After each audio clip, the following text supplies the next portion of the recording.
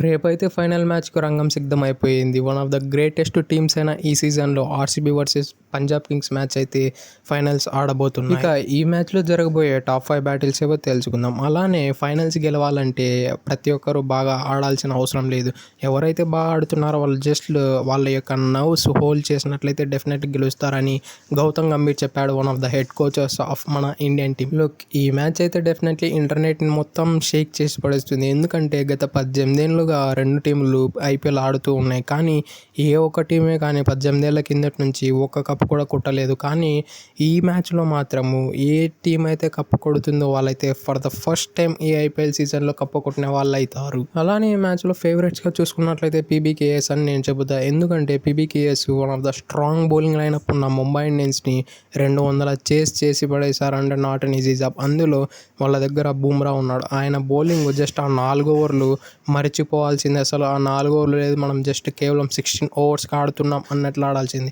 అటువంటి బౌలింగ్ వేస్తాడు the greatest Bumrah. కానీ అతన్ని కూడా ఈ హిస్టరీ ఆఫ్ ఐపీఎల్లో అతడు ఎప్పుడే కానీ 10 ఎకానమీ అయితే మెయింటైన్ చేయలేదు ఏ మ్యాచ్లో కానీ ఈ మ్యాచ్లో మాత్రం 4 ఓవర్లలో 40 రన్లు ఇచ్చి ఒక వికెట్ కూడా తీసుకోకుండా 10 ఎకానమీ మెయింటైన్ చేశారు. అంటే పంజాబ్ కింగ్స్ వాళ్ళు మాత్రం ప్యూర్ డామినెన్స్ కనబరిచారు ఈ మ్యాచ్లో. ఇక బ్యాటిల్ నెంబర్ 1 విషయానికి వస్తే శ్రేయస్ అయ్యర్ వర్సెస్ జోష్ హేజల్వుడ్. వీళ్ళిద్దరి మధ్యన స్టార్ట్స్ చూసుకుంటే ఇప్పటివరకు 22 బాలల్లో పార్టిసిపేట్ చేయగా 11 రన్లు కొట్టాడు. యావరేజ్ చూస్తే 2.8గా ఉంది. అలానే యావరేజ్ స్ట్రైక్ రేట్ చూస్తే కేవలం 50.0గా ఉంది. అలానే టీ20స్లో 4 సార్లు అవుట్ అయ్యాడు. ఇంటర్నేషనల్ క్రికెట్లో చూసుకున్నట్లయితే ఓడిఐస్లో కూడా 2 సార్లు అవుట్ అయ్యాడు. అంటే జోష్ హేజల్వుడ్ అయితే శ్రేయస్ అయ్యర్ని బ్యాక్ ఫుట్లోకి నెట్టి పడేశాడు. లిటరలీ జోష్ హేజల్వుడ్ కూడా one of the world class bowler. అతని దగ్గర ఉన్న లైనర్ లెంత్ మరియు అతని దగ్గర ఉన్న కన్సిస్టెంట్ అయితే ఈ వరల్డ్ క్రికెట్లో ఎవరి దగ్గరే కానీ లేదు. వేర్ యాజ్ అదర్ హ్యాండ్ చూసుకున్నట్లయితే శ్రేయస్ అయ్యర్ అయితే లాస్ట్ మ్యాచ్ ఒంటి చేత్తో ఇన్ ద ప్రెజర్ మూమెంట్లో అయితే మ్యాచ్ అని గెలిపించాడు. కాబట్టి ఆ హై ఇన్ కాన్ఫిడెన్స్లో అయితే శ్రేయస్ అయ్యర్ ఉన్నాడు.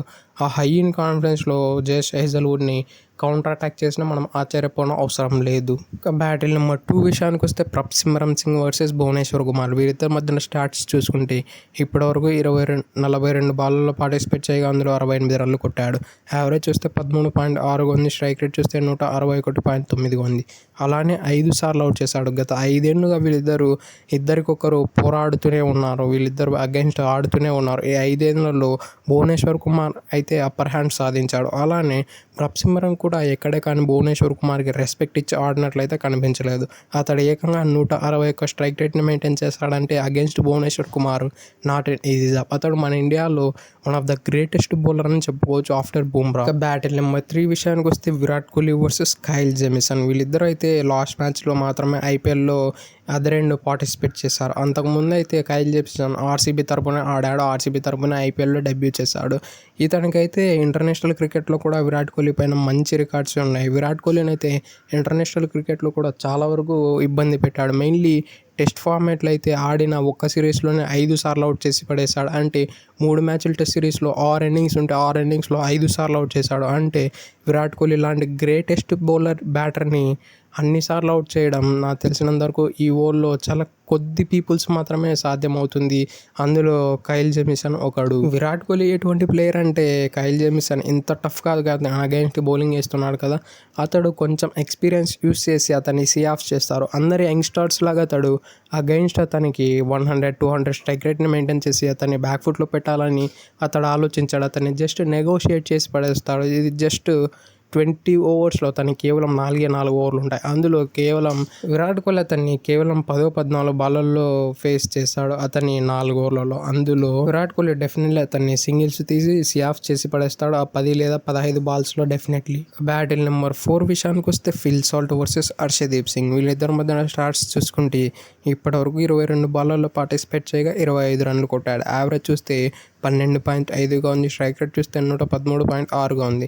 అలానే 2 సార్లు అవుట్ చేశాడు హర్షదీప్ సింగ్ అయితే ఫిల్ సాల్ట్ పైన చాలా అద్భుతమైన రికార్డులు ఉన్నాయి. ఈవెన్ హర్షదీప్ సింగ్ ఇంటర్నేషనల్ క్రికెట్లో అయితే టీ20 ఫార్మాట్లో కేవలం 88 స్ట్రైక్ రేట్ మాత్రమే ఉంచగలిగాడు అగైన్స్ట్ ఫిల్ సాల్ట్ కేవలం 133 స్ట్రైక్ రేట్ మెయింటైన్ చేశాడంటే హర్షదీప్ సింగ్ హ్యాట్స్ ఆఫ్ చెప్పి తీరాల్సిందే. ఎందుకంటే ఫిల్ సాల్ట్ ఒక అగ్రెసివ్ బ్యాటర్. అతడు లిటరల్లీ ఆ బౌలర్ని అండర్ ప్రెజర్ పెట్టే బ్యాటర్ కాబట్టి అతన్ని అంత తక్కువ స్ట్రైక్ రేట్కి రెస్ట్రిక్ట్ చేశాడంటే హర్షదీప్ సింగ్ ఈజ్ కింగ్ అని చెప్పుకోవచ్చు.